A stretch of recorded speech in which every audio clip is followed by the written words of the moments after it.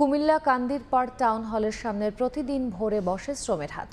শ্রমিকের শ্রম বেচা কেনা চলে এ হাটে। বিস্তারিত জানতে সরাসরি যাচ্ছি সহকর্মী ইশতিয়াক আহমেদের কাছে। প্রতিদিন ভোরের আলো ফুটতে না ফুটতে কুমিল্লা কান্দিরপাড় এলাকায়, অর্থাৎ কুমিল্লা যে প্রাণকেন্দ্র কান্দিরপাড় এলাকা, তার টাউন হল মাঠের পাশে আপনার যে একটি হাট বসে, অর্থাৎ সেই হাটটি কিন্তু কোনো ধরনের সবজির হাট, পশুর হাট অথবা মাছের হাট না, এটা একটা ভিন্ন ধর্মী হাট, অর্থাৎ এখানে একটা শ্রমের হাট বসে। এবং প্রায় দেড় যুগ ধরে এই কান্দিরপাড় এলাকায় এখানে এই শ্রমিকরা ভোরবেলায় এসে এখানে উপস্থিত হয়। তারপর কিন্তু যারা ক্রেতারা আছে, অর্থাৎ তারা কিন্তু এখানে এসে উপস্থিত হয় এবং তাদের সাথে যারা শ্রমিকরা রয়েছে তাদের সাথে দরদাম করে যে শ্রমের যে বেচাকেনা, সেই বেচাকেনা কিন্তু শুরু করে। আমি যদি জানিয়ে রাখতে চাই, কুমিল্লা যে উপজেলা রয়েছে 17টি উপজেলা ছাড়াও দেশের বিভিন্ন জেলা থেকে রংপুর, দিনাজপুর, কুড়িগ্রাম, সিলেট বিভিন্ন জায়গা থেকে কিন্তু শ্রমিকরা যারা আছে তারা কিন্তু কুমিল্লাতে এসে অবস্থান করে এবং ভোরবেলায় তারা কিন্তু সবাই এসে এই টাউন হল মাঠের সামনে এসে জড়ো হয়।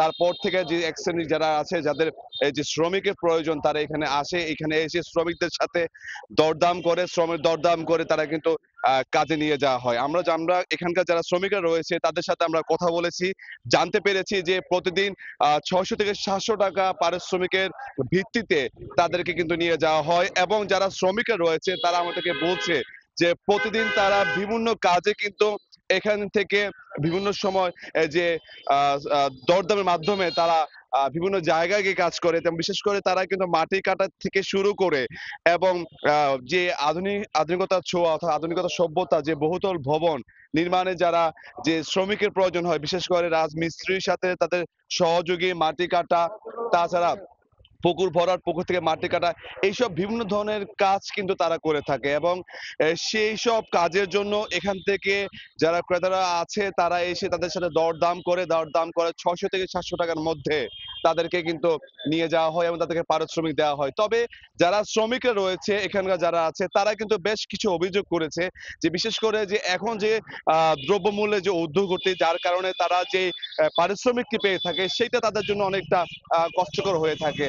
আর যে কাজের যে বিষয়টা রয়েছে সেখানে কাজের চাহিদা কম থাকার কারণে, যে শ্রমিক সংখ্যা বেশি থাকার কারণে অনেক সময় দেখা গিয়েছে 2 থেকে 3 দিন বা 4 থেকে 5 দিনের শ্রমিকরা কিন্তু এখানে এসে অপেক্ষা করতে হয়। অর্থাৎ হচ্ছে তারা প্রতিদিন কাজ পায়, বিষয়টা এমনটা না।